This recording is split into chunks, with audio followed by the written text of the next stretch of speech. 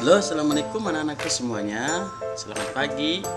Berjumpa lagi dengan Pak Owi di sini. Hari ini kita akan belajar tentang penggunaan tanda baca titik dan koma. Pasti kalian tahu ya, tanda baca titik dan koma. Nah, untuk lebih lanjut, anak-anakku semuanya perhatikan kalimat berikut. Ya, ada sebuah kalimat ini. Nah, coba kalian baca begini. Kemarin sore saya pergi ke toko buku, saya pergi bersama ibu di sana. Saya membeli buku pensil penghapus dan penggaris. Wah, sepertinya kalimat itu tidak ada tanda-tanda bacanya, entah itu koma, titik ataupun yang lainnya. Pasti kalian capek, ya. Nah, maka oleh karena itu, aku perhatikan ini adalah kalimat yang belum ada tanda bacanya. Nah, sekarang coba kita tanda bacanya sudah dikasih ya, atau sudah ditandai. Kemarin sore saya pergi ke toko buku.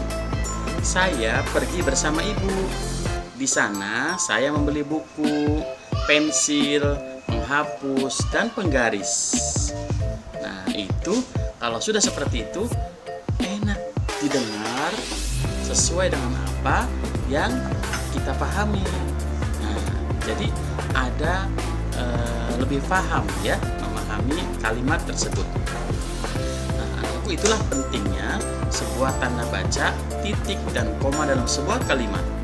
Sama dalam Al-Quran juga seperti itu ya, ada tanda waqaf dan tanda wasol. Nah, berikut ini anak-anakku semuanya, ada penggunaan tanda titik yang pertama digunakan pada akhir kalimat. Pertanyaan, bukan pernyataan ya, atau kalimat berita. Contohnya, aku suka bermain lompat tali. Nah, yang kedua, adikku bernama Benny. Nah, inilah digunakan pada akhir kalimat. Ada tanda titik, itulah gunanya kalimat. Ya, gunanya tanda titik ya. Yang kedua, digunakan untuk memisahkan angka jam, menit, dan detik yang menunjukkan waktu. Contoh, sekarang pukul 9.30 WIB atau waktu Indonesia Barat. Perhatikan tanda titiknya di antara 9 dan 3. Itu berarti menunjukkan makna jam dan menit ya. Nah, itu 09-nya berarti menunjukkan angka jam dan 30-nya menunjukkan angka menit. Nah, yang ketiga digunakan untuk memisahkan bilangan ribuan atau kelipatan. Contohnya, lebih dari 17.000 pulau yang terdapat di Indonesia. Nah, itulah angka 17 ada tanda titik, itu berarti menunjukkan misalkan angka bilangan ribuan atau kelipatan ya. Yang selanjutnya penggunaan tanda baca koma. Nah, digunakan antara unsur dalam suatu perincian atau pembagian. Contohnya, ibu membeli beras, gula, sayur, dan garam. Nah, perhatikan itu komanya. Berarti unsur-unsurnya apa nah? Unsur-unsurnya adalah beras, gula, sayur, dan garam. Nah, inilah yang ditandai sebagai unsur dalam sebuah kalimat ya.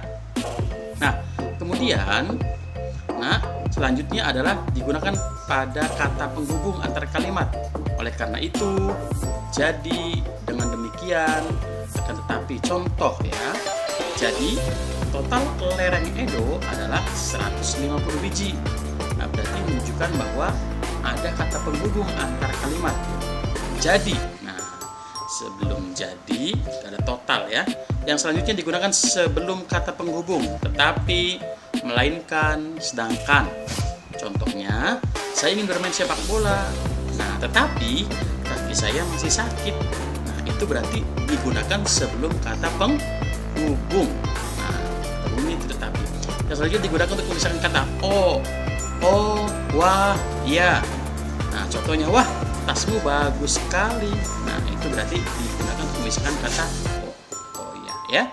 Nah, itu anak penggunaan tanda baca. Cukup sekian dari Pak Owi. Wassalamualaikum warahmatullahi wabarakatuh. Sampai jumpa lagi di lain kesempatan.